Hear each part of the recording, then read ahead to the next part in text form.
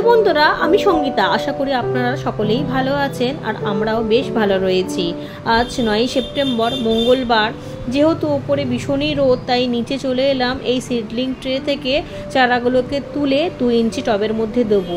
এক বন্ধু কমেন্ট করেছে ছোট চারা কোনোভাবেই বাঁচাতে পারছো না। তো আজকে আমি দেখিয়ে দেবো যে কিভাবে আমি ছোট চারাগুলোকে ছোট ছোট টবে দিই এবং সেই টব থেকেই বড় বেডে কিভাবে দেয়া যায়। তো আজকে তো বড় বেডে দেবো না, আজকে 2 ইঞ্চি টবেতে দেখিয়ে দিচ্ছি। কিচেন কম্পোস্ট নিয়ে এনেছি। ছোট টবের মধ্যে ছিদ্রগুলোকে বন্ধ করার জন্য ছেঁড়া ন্যাকড়া নিয়ে নিয়েছি।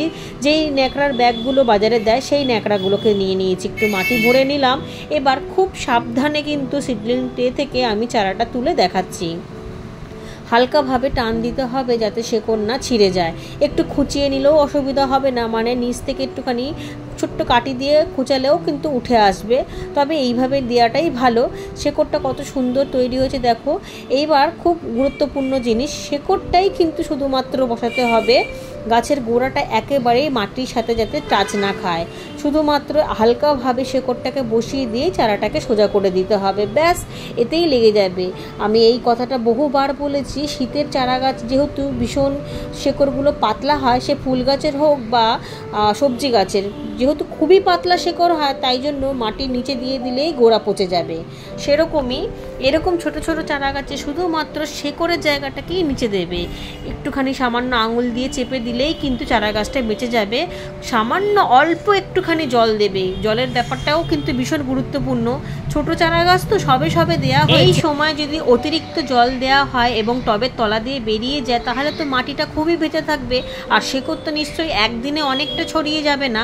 সেই জন্যই শেকড়গুলোও পচে যেতে পারে। তাই জন্য এমন জল দিতে হবে সামান্য করে, যাতে তলা দিয়ে বেরিয়ে যেতে না পারে। শুধুমাত্র শেকড়টা ভেজে থাকবে এবং তাতেই শেকড়টা ভালোভাবে ছাড়বে। দেখো, তলা দিয়ে কোনো জল বেরায়নি। এইবার জল যতক্ষণ না শুকাবে, তাতে যদি 7 দিন বা 8 দিন লেগে যায়, ততদিন পর্যন্ত জল দেওয়া যাবে না। তবে রোজই সামান্য সামান্য 1 ফোঁটা 1 ফোঁটা করে ড্রপের মতো করে আঙুল দিয়ে জল দেওয়া যেতে পারে। এবার এমন একটা জায়গায় রাখতে হবে যেখানে বৃষ্টি সরাসরিভাবে গায়ে না লাগে, মানে চারা গাছের উপর যাতে না পড়ে। আমি রেখেছি এই যে আমার বক্স জানলার কাছে। এখানে রোদ আলো তাপ সবই পড়বে। কদিন ধরেই দেখছি এইদিকে, মানে এই লেবু গাছের গোড়ার দিকে একটা শসার চারা রেখেছিলাম, খুব একটা বেশি ভালো গ্রোথ নিচ্ছে না। যেহেতু খুব বেশি রোদ পাইনি, তাই জন্যই এই চারাটাকে অন্য একটা চারার কাছে রাখলাম। এই দেখুন, এই শসার চারাটা কিন্তু ভীষণ সুন্দর চেহারা নিয়ে বাড়ছে। আর যেটা এখন নিয়ে এলাম সেটা খুব একটা বেশি ভালো চেহারাটা হয়নি। এটা যেমন কত সুন্দর পাতাটা গোল গোল মতো হয়েছে, ছড়িয়েছেও ভালো, আর এটার পাতাটা খুব একটা বেশি হেলদি হয়নি। সেই জন্যই কড়া রোদে রাখলাম। কড়া রোদ পেলেই একেবারেই স্বাস্থ্যটা ঠিক হয়ে যাবে। আর এক বন্ধু কমেন্ট করেছে উচ্ছে করলা গাছে ছোট থাকতেই কিন্তু হলুদ হয়ে যাচ্ছে। এটা হলুদ হয়ে যাবার দুটো কারণ থাকে। প্রথম কারণ হলো সবজি গাছে একটু খাবারের প্রয়োজন হয়, সে জৈব হোক বা রাসায়নিক। খাবার কম হয়ে গেলেই উচ্ছে করলা ছোট থাকতেই হলুদ হয়ে যায়। আর একটা কারণ হলো গাছের গোড়ার মাটি যদি না শুকায়, তার মধ্যে যদি বারবার জল দেওয়া হয়, তাহলে অতিরিক্ত জলেতেই গাছের গোড়া নষ্ট হয়ে যায় এবং ফলগুলোও হলুদ হতে থাকে। এবং যতবার ফুল আসবে, ফুলগুলোও কিন্তু অর্ধেকের বেশি ঝরে যায়। সেই জন্য জলের দিকটা ভালোভাবে লক্ষ্য রাখতে হবে যে শেকড় যখন বাড়বে তখন জলের চাহিদা তখন বাড়ে, কিন্তু ছোট থাকতেই গাছে শেকড়ের চাহিদাটা জলের অতটা থাকে না। তাই জন্য গাছের গোড়া ভেজাই থাকে। বেলা 3:30-র পর কিন্তু রোদের তাপটা অনেকটাই কমে যায়, তাই তখন আমি ছোট চারা গাছের ওপর থেকে ঢাকাগুলোকে সরিয়ে দিই। এখন রোদের তাপটা যেহেতু কম আছে, এবার নিতে পারবে। চারার বয়স যখন 8 থেকে 10 দিন মতো হবে, তখন আর ঢেকে রাখার প্রয়োজন নেই, কারণ সম্পূর্ণ রোদের তাপ কিন্তু তখন চারা গাছগুলো খুব অনায়াসে নিতে পারবে এবং গ্রোথটাও ভালো হবে। তবে ছোট থাকতে ঢেকে রাখাটাই ভালো, এতে চারা গাছগুলো ঝিমিয়ে যাবে না বা মারা যাবে না। গাছের গোড়াতেও অল্প অল্প করে জল দিতে হবে, তাহলে কিন্তু গাছ ভালো থাকবে। ছোট চারা গাছে অনেক বেশি জল ঢেলে দিলেই কিন্তু সমস্যা তৈরি হয়ে যাবে। এই দেখুন, বেগুন চারাগুলো কত সুন্দরভাবে বাড়ছে। সমস্ত ঢাকা আমি খুলে দিয়েছি। আর নিচের দিকের পাতাগুলোকে সবসময় কেটে দিলে উপরের দিকে গাছ বাড়বে। এটা তো আমি এর আগেও বলেছি যে বড় বড় গাছগুলো রয়েছে বেগুনের, সেই গাছের ব্যাপারেও আমি বলে দিয়েছিলাম যে গাছকে দ্রুত লম্বা কিভাবে করা যাবে। আর এদিকে ড্রামটার মধ্যে কচু গাছটা কেটে নিয়েছিলাম, সেই গোড়া থেকে আবারও নতুন করে কচু শাক উঠছে। সাথে লতি দিয়ে যে কচু পাতাটা বেরিয়েছিল সেখান থেকেও পাতাগুলো কিন্তু দিব্যি বড় হচ্ছে। আর এদিকে লাউ পাতাটার মাথা একটু কেটে নিলাম, 5-6টা পাতা বেরিয়েছে। এখন থেকেই কিন্তু শুরু করে দিতে হবে গাছে খাবার দেওয়া। চেহারা তো খুবই সুন্দর রয়েছে। কদিন আগেই আমি মাটি দিয়েছিলাম, যেহেতু অল্প মাটি ছিল। আর এই যে দেখুন কচু শাকের গোড়ার থেকে আবার নতুন করে কচু শাক বেরাচ্ছে, বেরাক, কোনো অসুবিধা নেই। আর এদিকে বেগুন গাছের মাটিটা দেখুন চারিদিকে শুকনো, শুধুমাত্র মাঝের জায়গাটুকুনি অল্প অল্প করে জল দিয়েছি। খুব বেশি জল দিলে কিন্তু একেবারেই গোড়া নষ্ট হয়ে যাবে। অল্প অল্প জল দিলে, অল্প অল্প ছায়া রোদে গাছ খুব সুন্দরভাবে বাড়বে। সাথে লাউ গাছের মাথাগুলো কিন্তু সব কেটে দেবো, তাহলে ব্রাঞ্চ বাড়বে এবং গাছটা বেশ ঝোপালো হবে। এই গাছগুলো যেহেতু সবার আগে বসানো, এই গাছে কিন্তু আমি 15 দিন পর পর খাবার দিই। কিন্তু যেই গাছটা সবুজ ড্রামের মধ্যে রয়েছে সেটা সবেমাত্র ছোট থেকে বড় হতে শুরু হয়েছে, 5-6টা পাতা নিয়ে, সেই গাছটাকে কিন্তু আমি আজকে থেকে খাবার দেওয়া শুরু করব। আর এইদিকে 10 ইঞ্চি টবের মধ্যে কলমি শাকের দানা দিয়েছিলাম 1 মাস আগে। 1 মাসের মধ্যেই শাক আমি একবার কেটেও নিয়েছি। এখন আবার দেখছি এর মধ্যে 3-4টে পেঁপের চারা উঠেছে। যদি জায়গা থাকতো এবং মাটি থাকতো তাহলে চারাগুলোকে বসিয়ে দিতাম, কিন্তু শীতে যেহেতু আমি অনেক সবজি করি এবং অনেক বেশি ফুল গাছ করি, তাই মাটির অভাবে এবং জায়গার অভাবে চারাগুলোকে তুলে ফেলতে হলো। চারা তুলে ফেলতেও কিন্তু ভীষণই খারাপ লাগে, কি আর করা যাবে। হাতের ফ্যান নিয়ে এনেছি, এটা গতকালের পুরনো ফ্যান। সাথে লেবু চিপে নিয়েছি, অল্প একটুখানি লেবুটাকে চিপে জল দিয়ে পাতলা করে নতুন লাউ গাছে দিয়ে দেবো।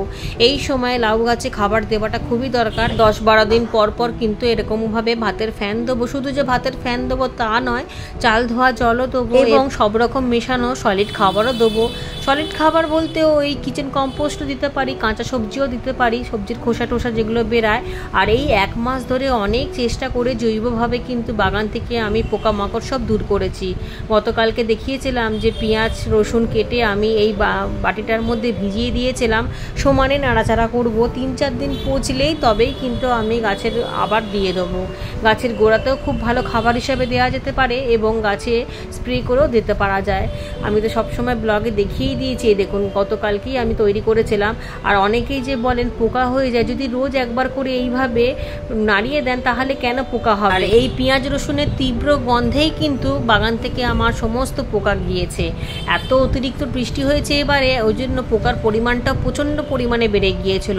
পোকা এখন নেই, তবে এখন থেকেই কিন্তু এটা বন্ধ করলে চলবে, কারণ আবারও শুনতে পাচ্ছি বৃষ্টি হবে। এই বৃষ্টি যে কবে শেষ হবে আর কবে যে এই পোকার হাত থেকে মুক্তি পাবো তা কে জানে। সামনেই শীত, আর শীতের আগে যদি এরকমভাবেই বৃষ্টি বাদল হয় তাহলে গাছগুলোও তো নষ্ট হয়ে যাবে। সমস্ত শীতের চারা গাছগুলো যেগুলো রেডি করছি, এই দেখুন গাছপালা একেবারে ফ্রেশ, কোনো গাছে কোনো মিলিবাগ নেই, কোনো জাপ পোকা নেই, বা ওই যে কি ঢ্যাপ পোকা কি একটা বলে না, সেই ঢ্যাপ পোকাও ছিল, সেই সব কোনো পোকাই নেই, একেবারে ফ্রেশ পাতা টাতা হয়ে গিয়েছে।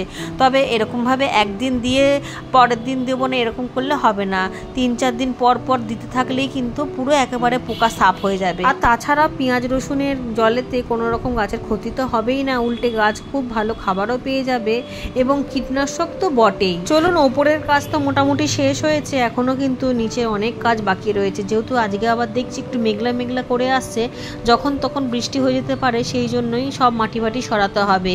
আজকেও যেহেতু মোটামুটি ভালোই রোদ ছিল, তাই জন্য 4টে ফুলের বেড কিন্তু আমি রেডি করে নিয়েছি। এগুলোকে সবই সরাতে হবে যাতে বৃষ্টির জল না পড়ে। এদিকে জৈব সারটাও আমি রোদ খাইয়েছিলাম, কাঠের ভুসি এই ড্রামটার মধ্যে রয়েছে, সেটাও আমি রোদ খাইয়ে নিয়েছি। সবই ঢেকে ঢুকে রাখবো, তুলে দেবো যাতে বৃষ্টি হলে কোনো সমস্যা না হয়। অনেক কষ্ট করে রোদের মধ্যে তেতে পুড়ে কিন্তু আমি বাগান করি, আর বাগানে কাজকর্ম করতে আমার খুবই কষ্ট হয়। এই কড়া রোদের মধ্যে শুধুমাত্র বাগান ভালোবাসি বলেই করি। ওপরের মাটি ফাটি সবই চাপা দিয়ে এসেছি, আর যেই সব বেডগুলোকে রেডি করছি তার মধ্যে বৃষ্টির জল পড়লে কোনো অসুবিধা হবে না, কিন্তু শীতের যে গাছগুলো রয়েছে সেগুলোকে তো সরাতে হবে। আর এই সিডলিং ট্রের মধ্যেই কপির চারাগুলোকে ছিল, সেগুলোকেই রোদে শুকনো করে আবার ঝেড়ে দিলাম। শীতের ছোট ছোট দানা ফেলবো, মানে ফুল গাছের দানা ফেলবো এর মধ্যেই। তবে এখনও কিন্তু একটা ট্রের মধ্যে চারা গাছ রয়েছে, এগুলোকে বসাবার জায়গা পাইনি, একটু বড় হোক, তার এগুলো খুবই ছোট, একটু বড় হলে এগুলোকেও বসিয়ে দিতে হবে। এই দেখুন কোনো অসুবিধা নেই, সিডলিং ট্রেতে চারা করা খুবই সোজা। এইগুলোকে তুলে ফেলার পর এর মধ্যেই আবার নতুন করে মাটি এবং সার দিয়ে শীতের ফুল গাছের দানা ফেলবো। সেখান থেকেই কিন্তু খুব সুন্দর শীতের ফুল গাছ হবে। প্রতিবারেই কিন্তু আমি শীতের ফুলের কিছু বীজ কিনি, আবার কিছু চারাও নিয়ে আসি। সিডলিং ট্রে 5টা দিয়েছিল, মিশো থেকে অর্ডার করেছিলাম, 3টে ব্যবহার করেছি, এখনও কিন্তু 2টো নতুন আছে। তো এই 2টো মনে হয় লাগবে না, গরমের সময় দেখবো যদি কোনো বীজ থেকে চারা তৈরি করার থাকে তখন ব্যবহার করব। এখন আপাতত 3টেতেই হয়ে যাবে। রোদের জন্য এখানেও সমস্ত কিছু ঢাকা দিয়েছিলাম, মানে ছোট চারা, এখন আর রোদের তাপ নেই তাই খুলে দিলাম। সাথে এই বাঁশ গাছগুলোও কিন্তু একটুখানি জল দিয়ে রোদে দিয়েছিলাম, যেহেতু ইনডোরে থাকে তাই জন্য মাঝে মধ্যে একটু রোদও খাওয়াই আর একটুখানি জলও দিই। জল যেহেতু খুবই কম লাগে। সমস্ত কাজ শেষ, এই দেখুন বলতে না বলতেই আবার 2-1 ফোঁটা করে বৃষ্টিও শুরু হয়ে গিয়েছে। ঠিক আছে বন্ধুরা, আজকের ভিডিওটা আমি এখানেই শেষ করলাম। আপনারা সবাই খুব ভালো থাকুন এবং সুস্থ থাকুন।